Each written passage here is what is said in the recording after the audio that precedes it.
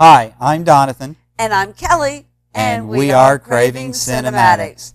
Well, we're still here on the sofa, a movie trailer Saturday, and we're just checking out these trailers and come across one that really intrigued me because I'm such a huge Andy Kaufman fan, and it's called Jim and Andy, The Great Beyond. And it looks like a documentary type film on the making of The Man in the Moon, starring Jim Carrey. Jim Carrey, based off of the life of Andy Kaufman. But we're going to take a look at this and see what it's all about. So Jim. Yes? How would you start this movie? He's looking old. Is that Jim Carrey? That's Jim Carrey. How are you this evening? Alrighty then. Finding out you have something special and it gets a reaction. That's how I got attention and love. I've watched the stars fall silent from Andy Kaufman came in to turn I love reality on Andy its Kaufman. head and not He stop when the was an camera original. stopped.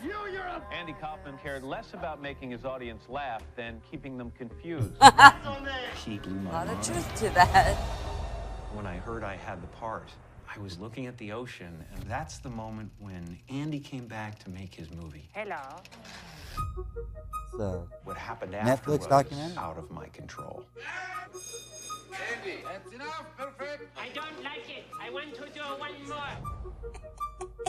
Andy felt it was necessary to stay in the character. He's exactly the way Andy was. It's totally surreal. This crazy melodrama started happening all over the place.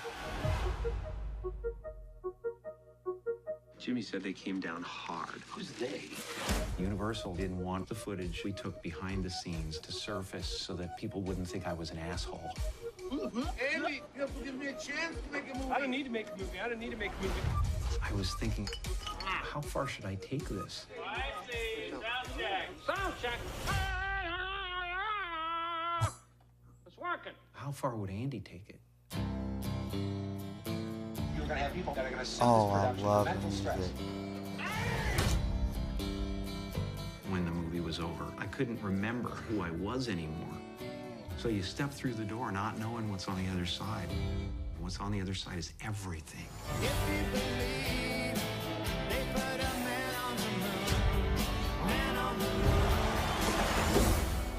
I know him as well as I can know him. But who do you know, even when they're right in front of you?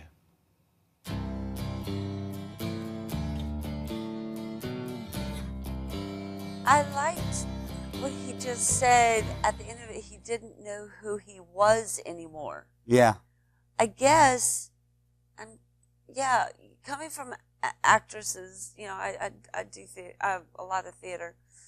When you get into a role so much, and you're portraying someone, Yeah. and you do it, I guess, for the length of time that they did, this, it would, and those of you who aren't into the theater scene or the movie acting scene may not understand this, but you take on this persona and you're becoming this person because you have to portray them, but then they get into your soul.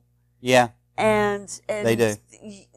They become part of you. You become part of them. Both actually.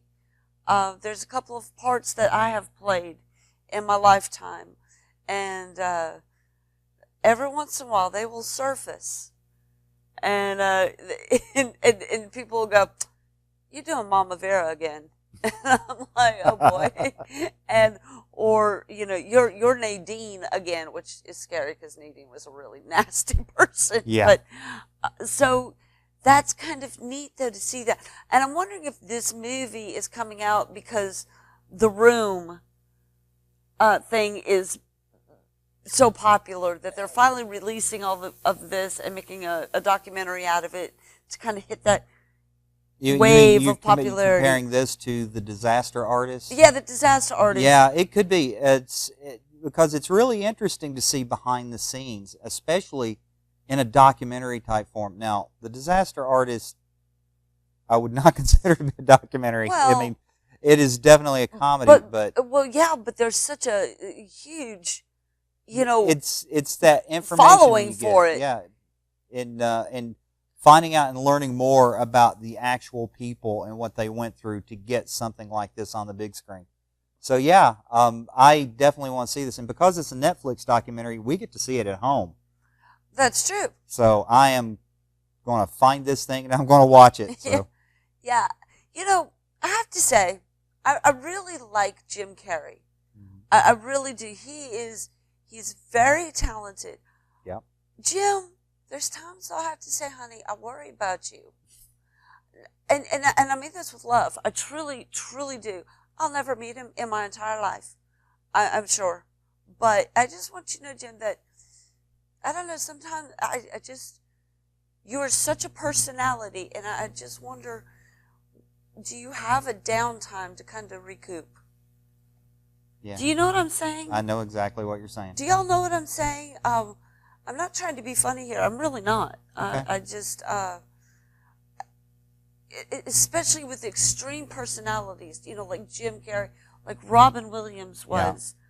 Yeah. They're when they're in the public eye, they're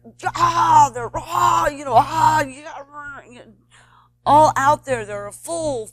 I mean, they're a tidal wave. And what happens to you when that tidal wave comes over and kind of crashes and hits the shore? Yeah. Just take care of yourself, Jim. Something to think about. Just take care of yourself. Praying for you. All right, I'm Kelly. And I'm Donathan. And we are Craving Cinematics. Bye.